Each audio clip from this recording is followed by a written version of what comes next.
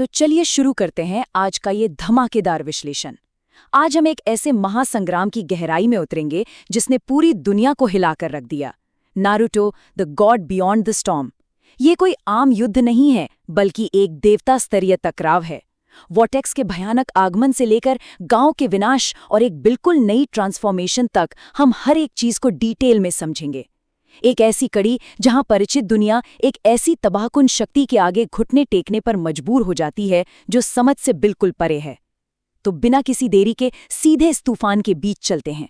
कहानी की शुरुआत होती है इस बेहद खौफनाक रियलाइजेशन के साथ। ज़ेफोर के इन शब्दों को ध्यान से सुनिए। वॉटेक्स कोई राजा नहीं, वो एक विनाशक है। मतलब ये एकदम जहन में उतर जाने वाली बात है। सोचिए जरा, वॉटेक्स ने अब तक कुछ खास किया भी नहीं है, पर उसका डर पहले ही सबके दिलों में बैठ चुका है।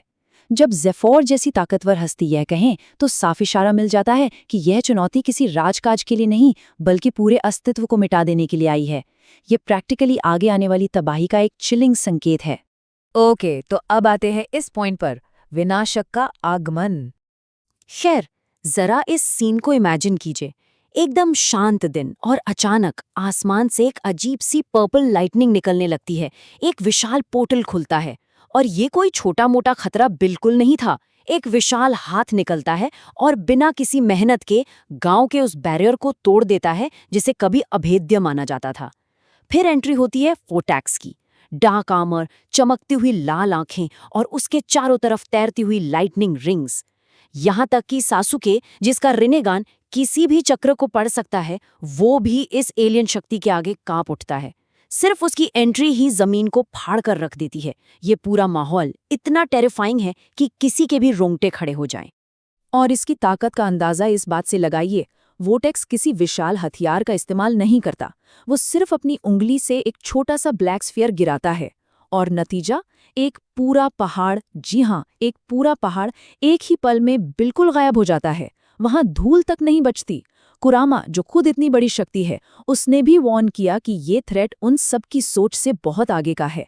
ये साफ कर देता है कि हमारे हीरोज एक ऐसी प्रलयंकारी शक्ति का सामना कर रहे हैं जिसका जवाब शायद ही किसी के पास हो। चलिए अब देखते हैं इस काउंटर अटैक को। सासुके का परफेक्ट सुसनो बनाम विनाश। और ये ब्रिलियंटली इलिस्ट्रेट करता है कि उम्मीद कितनी कम बची थी।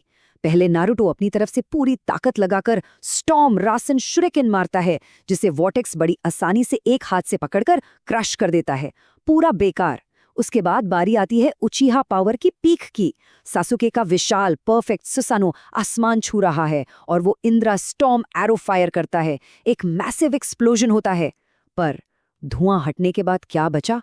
वॉटेक्स वहां आराम से खड़ा है, उसे 0 डैमेज हुआ है, एक खरोच तक नहीं आई, और वो इस अल्टीमेट अटैक को बोलता है पैथेटिक, यानी दयनीय। यहाँ फ्यूटिलिटी का लेवल एकदम अलग ही है ना? अब कहानी में एक बेहद दर्दनाक मोड़ आता है, ज़ेफो का पतन। यहाँ पर वक्त जैसे थम सा जाता है। सेकेंड्स के हिसाब से देखें तो सबसे पहले ज़ेफर आंखों में आंसू लिए घुटनों पर गिर जाता है, ये मानते हुए कि उसकी दुनिया को बचाने की चाहत को वॉटेक्स ने ही मैनिपुलेट किया था। अगले ही सेकंड वॉटेक्स उसके इमोशंस को कमजोरी बोलता है और उसे घातक ब्लैक लाइटनिंग से स्ट्राइक कर देता है। अपनी आखिरी सांसों में ज़ेफर वो चमकता हुआ heart of stone crystal Naruto की तरफ बढ़ाता है और फिर उसका शरीर रोशनी बनकर हवा में गायब हो जाता है। ये सिर्फ एक मौत नहीं थी, ये इस पूरे महासंग्राम का सबसे बड़ा इमोशनल और टैक्टिकल टर्निंग पॉइंट था। और इस बलिदान का नतीजा क्या हुआ? यहीं से उदय होता है स्टॉर्म कुरामा का। चलिए देखते हैं कि ये पावर अप आखिर बिल्ड कैसे होता है, क्योंकि ये सच में माइंड ब्लोइंग है। स्टेप 1, नारुतो के अंदर से कुरामा दहाड़ता है, उसका गुस्सा अपने पीक पर है। स्टेप 2, वो हार्ट ऑफ स्टॉर्म क्रिस्टल सीधे नारुतो के सीने में मर्ज हो जाता है। स्टेप 3, एक इतना बड़ा चक्र धमाका होता है जो पूरे आसमान को हिला डालता है। और फाइनल स्टेप, धुआं हटने पर स्टॉर्म कुरामा असेंडेड मोड फुली एक्टिवेट हो चुका है। ये ट्रांसफॉर्मेशन किसी एपिक एनिमे मोमेंट की तरह लगता है, जहां अचानक से गेम बिल्कुल पलट गया हो। जरा इस नए फॉर्म की सेंसरी पिक्चर इमेजिन करें। नारुतो का जो क्लासिक गोल्डन ऑरा था, वो अब एक इंटेंस ब्लू व्हाइट लाइटनिंग से पूरी तरह ढक चुका है।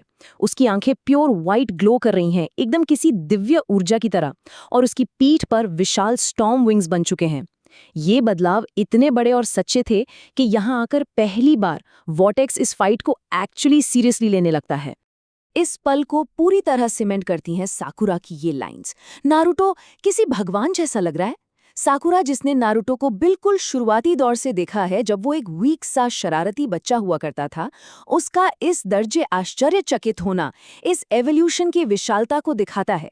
ये बस कोई पावर लेवल का इंक्रीज नहीं था, ये पूरा का पूरा अस्तित्व ही किसी नए गॉड लाइक स्टेट में रूपांतरित हो चुका था। तो अब हम आखिरकार बढ़ते हैं अपने क्लाइमैक्स की तरफ, अंतिम महासंग्राम। यहाँ पर टेंशन अपने एब्सोल्यूट पीक पर पहुंच चुकी है। नारुतो अब हवा में है, उसके आसपास एक पूरा तूफान ऑर्बिट कर रहा है और वो फाइनली इस तबाही को रोकने के लिए तैयार है। नारुतो का रिजॉल्व देखिए, मैं इस तूफान को यहीं खत्म कर दूंगा, एकदम स्थिर आवाज। और दूसरी तरफ वॉटेक्स की चुनौती अभी भी वैसी ही अकड़ में है। तो आओ तूफान के बच्चे। इन डायलॉग्स की ड्रामेटिक फ्लेयर ही इतनी इंटेंस है कि पूरा ध्यान यहीं अटक जाता है। ये दो परम शक्तियों का अंतिम ऐलान है। और यही वो पॉइंट है जहां एक बहुत बड़ा सवाल सामने आता है।